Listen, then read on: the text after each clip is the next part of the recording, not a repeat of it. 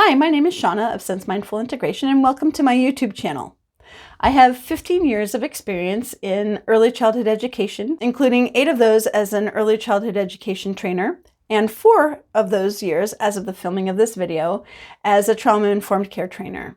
I think you'll find that almost all of my content here is about sensory literacy, which is essentially a basic working understanding of the sensory system and how it drives our behavior. For early childhood educators, how they can use that information for classroom management, because when you understand what drives child behavior, or at least some of the things that drive child behavior, you have better tools to support that child and meet them where they are. It's also trauma-informed care, because understanding how trauma affects the sensory system is important, but also understanding how sensory tools can be used to support children who have experienced trauma is also really important.